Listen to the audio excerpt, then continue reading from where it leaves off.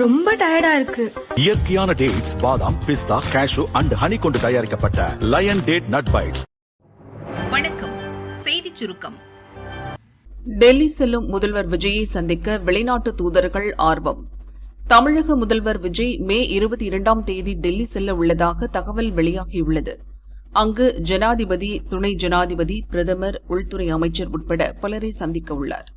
விமான நிலையத்திலிருந்து முதல்வர் தங்கும் தமிழக இல்லம் வரை தாவிகாவின் கொடிகளை கட்ட தொண்டர்கள் தயாராக உள்ளனர். அத்துடன் முதல்வரை வரவேற்று போஸ்டர்களும் அச்சடிக்கப்படுகின்றன.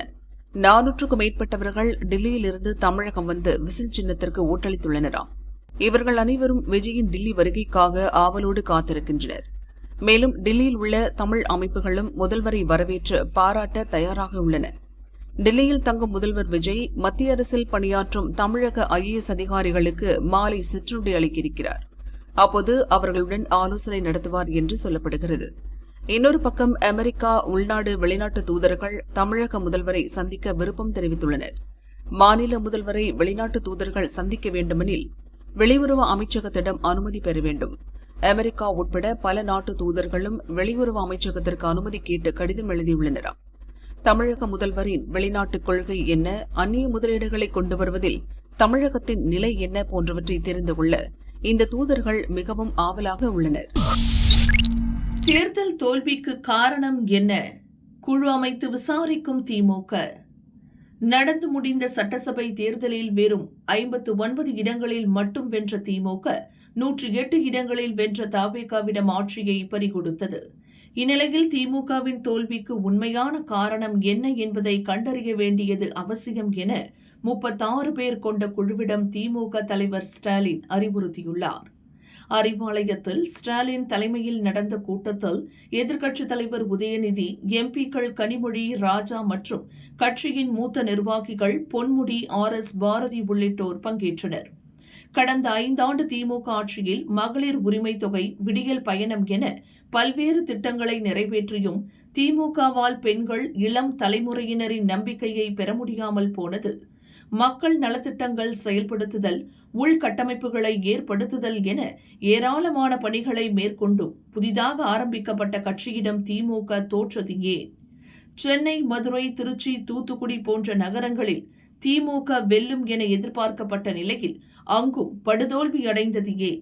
உண்மையிலேயே விஜய் மீதான ஈர்ப்பால் மக்கள் தவேகாவுக்கு ஓட்டளித்தனரா அல்லது வேறு ஏதேனும் காரணம் உள்ளதா என களத்தில் இறங்கி விசாரித்து தலைமைக்கு அறிக்கை அளிக்க திமுக தலைவர் ஸ்டாலின் உத்தரவிட்டுள்ளார். கருத்து வேறுபாடுகள் விரைவில் சரியாகும், அதிமுக மாஜி உறுதி. நடந்து முடிந்த தமிழக சட்டசபை தேர்தலில் அதிமுக பெரும் தோல்வியை சந்தித்தது. தோல்விக்கு பின் அதிமுகவில் பொதுச் செயலாளர் பழனிசாமிக்கு எதிராக முன்னாள் அமைச்சர்கள் SP வேலுமணி, CV சண்முகம் ஆகியோர் போர்க்கொடி உயர்த்தினர். MLAக்களை ஒன்றாக திரட்டி ஆலோசனை நடத்தினர்.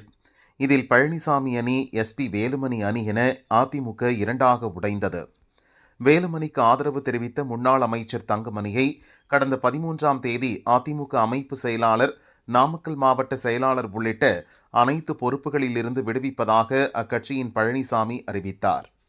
இதை அறிந்த நாமக்கல் மாவட்ட அதிமுக நிர்வாகிகளும் தொண்டர்களும் அதிர்ச்சியடைந்தனர். நேற்று முன்தினம் பள்ளிப்பாளையம் அருகே கோவிந்தம்பாளையத்தில் உள்ள வீட்டிற்கு வந்த தங்கமணியை நாமக்கல் மாவட்டம் அதிமுக நிர்வாகிகளும் தொண்டர்களும் சந்தித்து பேசினர். அவருக்கு எப்போதும் உறுதுணையாக இருப்பதாக நம்பிக்கை அளித்தனர்.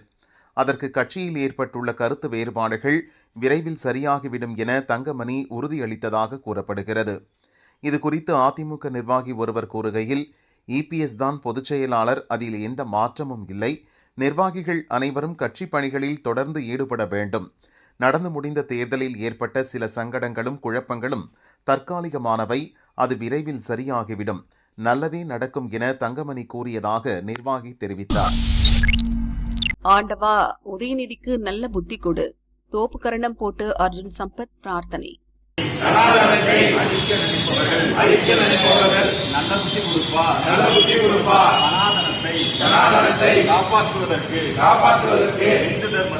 இந்து தர்மத்தை காப்பாற்றுவதற்கு உதயநிதிக்கு நல்ல புத்தி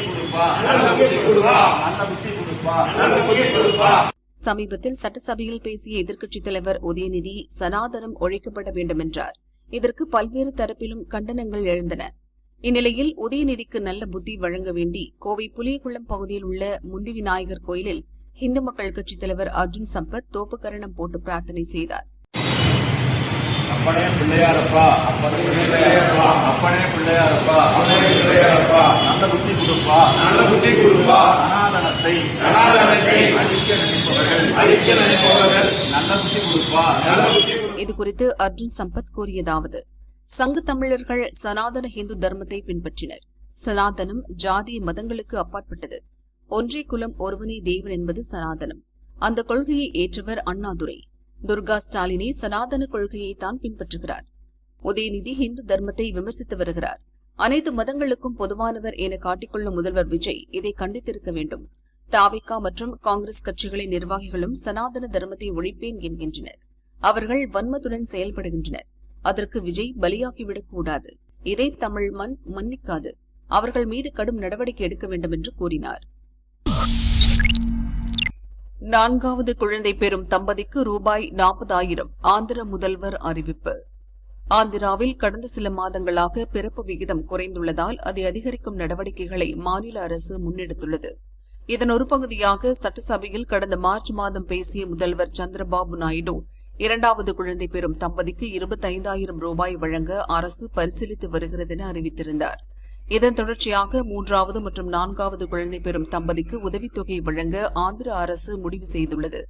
ஸ்ரீகாக்குளம் மாவட்டம் நரசன்னபேட்டாவில் நடந்த நிகழ்ச்சியில் முதல்வர் சந்திரபாபு நாயுடு பேசியதாவது: பெரும்பாலான தம்பதியர் ஒரு குழந்தையுடன் நிறுத்திக் கொள்கின்றனர். முதல் குழந்தை பெண்ணாக பிறந்தால் மட்டுமே 2வது குழந்தை பெற முடிவு செய்கின்றனர். இதனால் மாநிலத்தில் மக்கள் தொகை வளர்ச்சி விகிதம் குறைந்து வருகிறது.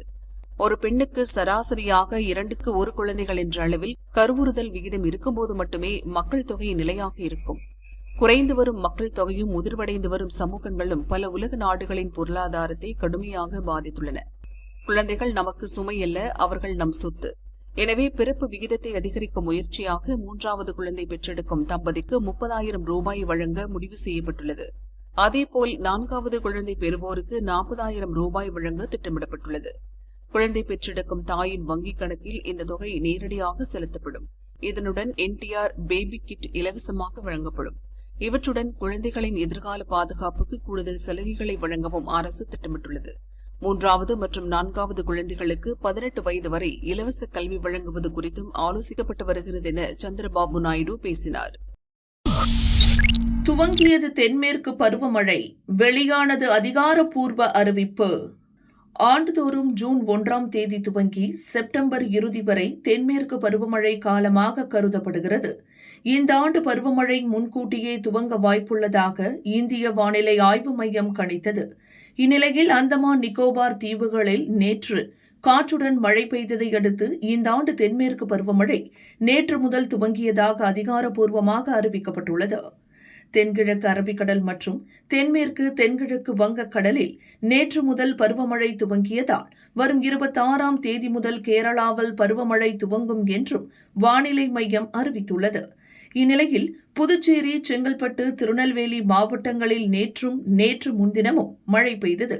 தமிழகம், புதுச்சேரியில் வரும் 19ஆம் தேதி வரை மிதமான மழைக்கு வாய்ப்புள்ளதாக சென்னை வானிலை ஆய்வு மையம் அறிவித்துள்ளது. இதன் காரணமாக தமிழகம், புதுச்சேரியில் 20ஆம் தேதி வரை வெப்பநிலை இயல்பை விட 2-4 டிகிரி செல்சியஸ் குறைவாக பதிவாக வாய்ப்புள்ளதாகவும் அறிவிப்பு வெளியாகியுள்ளது. பிரியாணியால் உயிரே போச்சு, கட்டையால் ஓங்கி ஒரே அடி, மனைவி மரணம்.